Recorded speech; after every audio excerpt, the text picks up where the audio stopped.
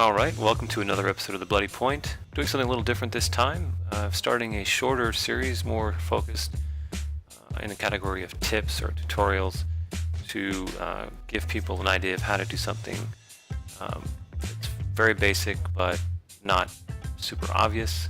In this case, we're going to focus on the gathering of dust.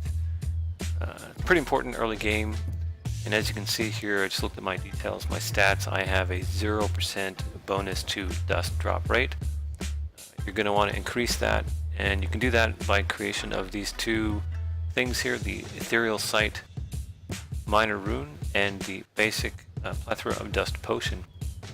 Those will each give you an increase of 5%. So step one here is going to be to harvest some wood. You're going to have to make wood for each of your tools. We're going to start with the basic axe, 3 wood per tool. I've sped this up here a little bit just so that we don't have to sit here and watch. I've collected the 3 wood. I'm going to go ahead and make the first tool, my basic axe. Get that going. Now, one thing to note is there are intermediate tools which you can make. Those require dust. Each of those tools is significantly better than their basic counterparts. For starters, they give you a +10 to the damage type or the harvesting action in question. So for cutting trees, it's +10 to logging. That +10 translates to more damage per hit, which means that it takes less hits to take down the node, and that of course means less durability hit on each individual tool. Those tools also have a lot more durability than their basic counterparts. They can, I believe it's around 149, 150 durability versus 100, so quite a bit more, and you'll get a bit more life out of those. And those are easy to make. They don't take a lot of resources at all. They just take a little bit of dust, which is why we are focusing on the acquisition of dust. There are rune tools, of course, which are even better, but those require training. So we're moving on to step 3, the last of the wood harvesting for our third tool, the pick. Now the reason we need a tool of each kind is that the dust, rune, and potion require 2 of each basic resource. So you're going to need 4 stone, 4 slag, and of course 4 knotwood, which is why we need the pick. Here we go, pick is almost done. Now you'll see, once we have that going, exactly how much dust you get, with these tools. Here we go, harvesting the 4 of each. People have their personal preference in terms of what node to harvest, whether it's trees, stone, or slag, to get their dust.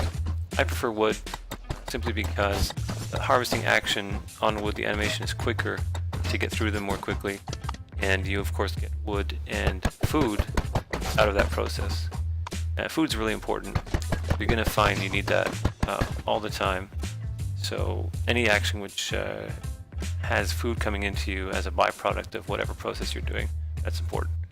Okay, so step 5, we're going to craft those 2 items. You'll find the basic potion under basic alchemy. This potion lasts for 10 minutes. You can, make them in stacks and then just slot them on your bar and drink them that way by pressing the corresponding number key, or of course you can put it in your inventory and just right click it. These potions are pretty cheap. Once you've got dust flowing, it's not a heavy burden to do that. The rune, of course, same thing.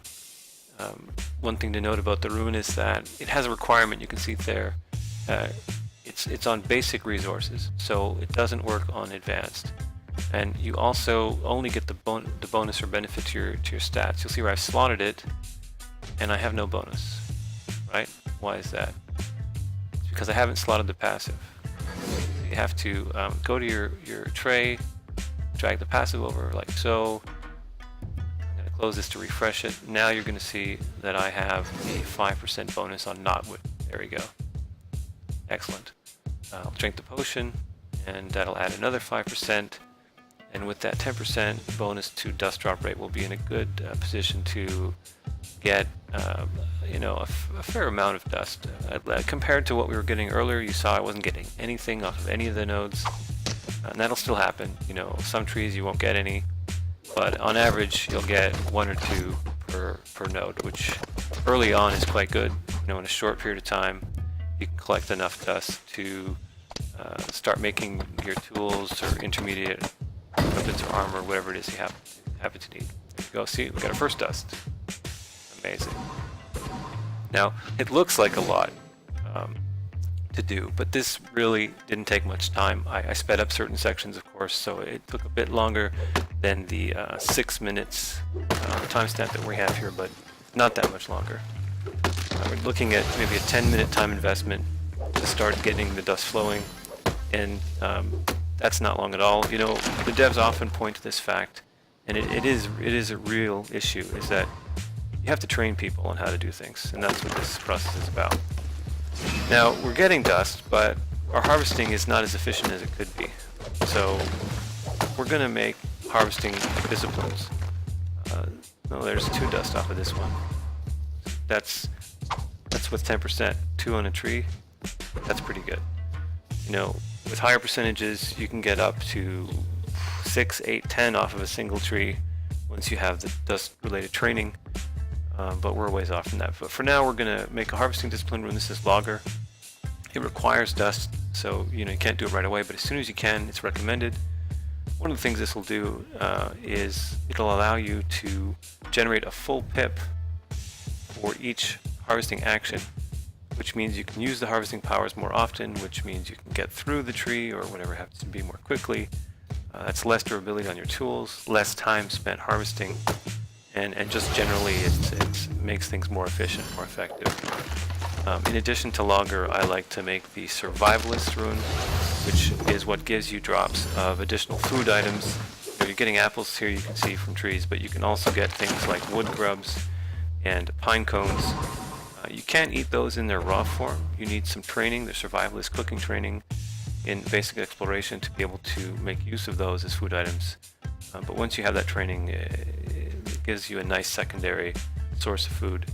And I believe they give you a bit more, they fill your bar up more than apples, although I'm not entirely sure.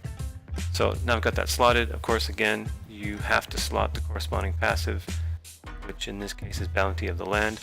This has a harvesting power associated with it as well, which allows you to, there you see Burst of Strength, it allows you to do more damage to your node, whatever you have to be hitting, based on the expenditure of those harvesting pips, which can take your hitting from up to 100 or 200 all the way up to 300 damage, which is a nice little bonus if you need to get through a node more quickly. There are these buffs that you get from using powers, and sometimes you have a buff that's fading and you're not quite done with the node yet. You can use one of these powers that does higher damage to take the node down. See here you have have an example, Ultimate Energetic Harvest. It's got a short timer. If I was in a position to do so, I would use that increased damage power and finish it off in time.